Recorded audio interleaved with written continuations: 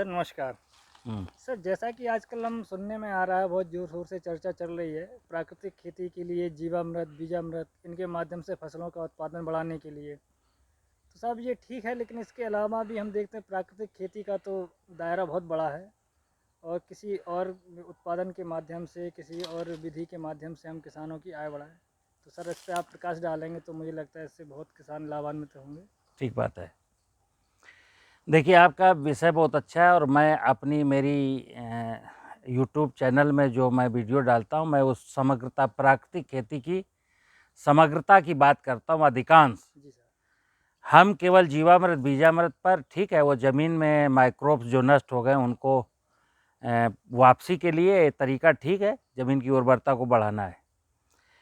लेकिन जब शब्द प्राकृतिक खेती है तो प्राकृतिक खेती एक बहुत बड़ा शब्द है और इसकी बहुत बड़ी व्याख्या है और ये एक मानव की प्रकृति की और परमात्मा की पूजा का विषय है।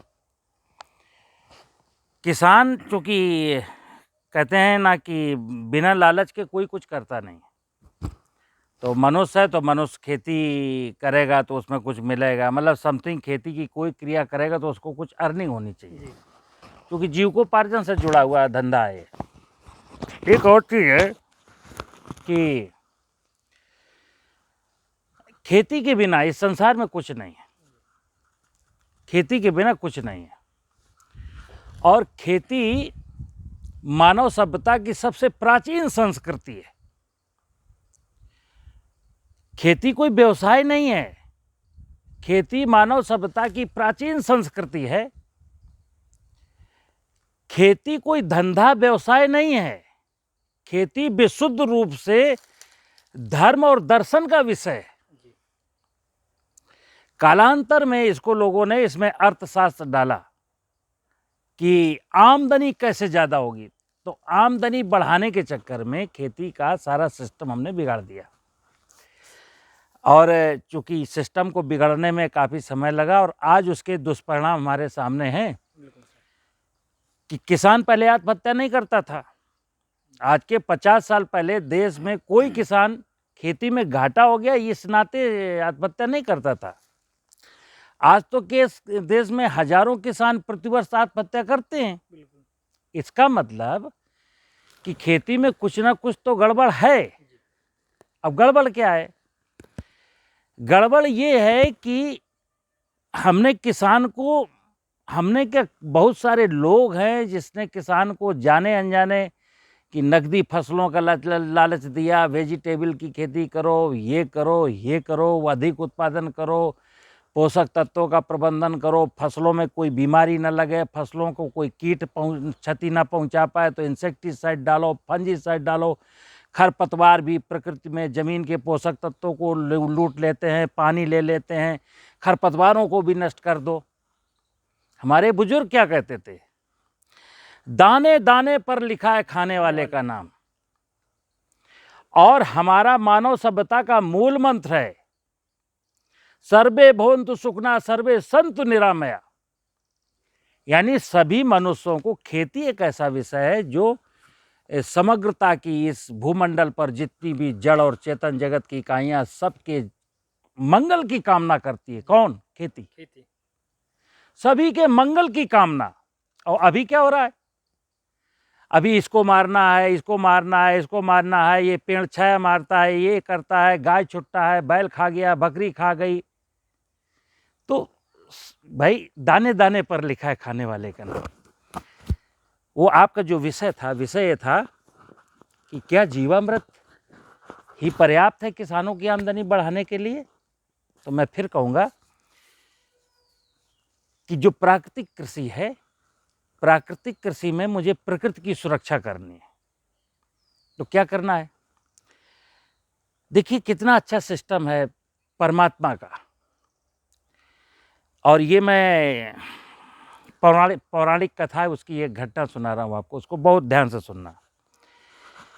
पुराणों में लिखा है कि ब्रह्मा जी विष्णु भगवान के चरण पखारते हैं और वो पानी अपने कमंडल में भर लेते हैं। और जब शिव जी को प्यास लगती है, शिव जी को नहीं, शिव जी के अनुरोध पर प्यास तो लगती है पार्वती को, प्रकृति को, प्रकृति को। क्योंकि अर्धनारीश्वर है शिव। धरती के ऊपर जो प्रकृति रूपी माया है वो प्रकृति है, पार्वती है। माने जो बायोडाइवर्सिटी पार्वती है और धरती शिव है। बहुत अच्छी संज्ञा दी आपने। तो विष्णु के चरण पखार करके ब्रह्मा जी ने अपने कमंडल में पानी भरा और शिव जी की डिमांड पर पानी बारिश कमंडल से बरसा दिया। अब जिसके दिमाग में शिव जी एक पुरुष हैं, ब्रह्मा जी एक पुरुष हैं और विष्णु भगवान क्षीर सागर में सोए हुए हैं, अगर जिनके दिमाग में इतनी स्क्रिप्ट चल रही है तो वो अज्ञानी है। संपूर्ण जलाशयी क्षेत्र, धरती पर जो 66-67% संपूर्ण जलाशयी क्षेत्र है वो विष्णु का स्वरूप है। जी। कहते हैं विष्णु का वास क्षीर सागर में है। ठीक सागर में। तो ब्रह्मा जी जो वायुमंडलीय क्षेत्र है, धरती के ऊपर का वायुमंडलीय क्षेत्र, ये ब्रह्मा है, ब्रह्मा जी। जहां तक बादल हैं। बिल्कुल। तो सूरज की मेहरबानी से सूर्य भगवान हेल्प करते हैं, आकाश हेल्प करता है, जी। तो समुद्र का पानी ऊष्मा से एवेपोरेट होता है और बादलों के रूप में ऊपर इकट्ठा होता है। वो ब्रह्मा जी का कमंडल है, जो बादल हैं ब्रह्मा जी के कमंडल है। फिर वो शिव जी की मांग, डिमांड पर ऑन डिमांड सप्लाई करते हैं। इंसान शिव की पूजा करता है, इंसान शिव की पूजा करता है। शिव की पूजा का मतलब है कि शिव और पार्वती दोनों की पूजा करनी है। जी। अभी क्या हुआ मिस्टेक, ना तो इसने धरती की उर्वरता को समझा और ना धरती के ऊपर की बायोडाइवर्सिटी यानी पार्वती यानी प्रकृति की माया को समझा। जी। ये तो अपने लाभ के चक्कर में करता जा रहा है। बढ़ता गया और क्या किया, खुद लाभ कमाया और शिव जी को, पार्वती को नुकसान पहुंचा दिया।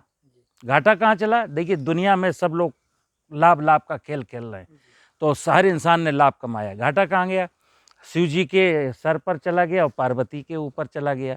यानी प्रकृति का वैभव नष्ट हो गया और शिव की फर्टिलिटी यानी शिव की उर्वरा शक्ति। ये वो शिव हैं जो समुद्र मंथन के बाद निकलने वाले संपूर्ण विष को पी करके अपनी फर्टिलिटी को बढ़ाए थे एक दिन, कंठ में रहता है। और आज हमने उनकी उर्वरा शक्ति को लूट लिया। उस शिव के ऊपर जो पार्वती की प्रकृति की माया थी उसको लूट लिया।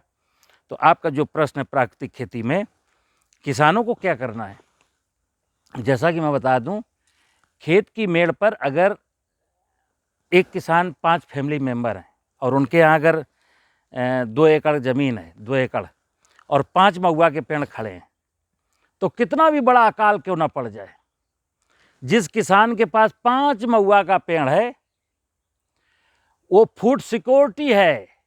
परमात्मा ने उसको सिक्योर कर रखा है कि कुछ भी हो जाए तुम भूखों नहीं मरोगे। क्यों? एक महुए के पेड़ से 60-70 किलो ड्राई महुआ निकलेगा और 5 महुए के पेड़ हैं तो कम से कम 3 कुंटल महुआ उनको मिल जाएगा। और सामान्य तौर पर 100-150 ग्राम एक आदमी के लिए महुआ पर्याप्त, दिन भर भूख नहीं लगेगी। तो एक तो फूड सिक्योरिटी मिशन। दूसरा, ये बांस लगा है इस फार्म पर, ये बांस लगा है। एक बांस में 30-35 बांस हैं। अगर एक बांस 100 रुपए का बिकता तो 3000 एक बांस की कोठी है।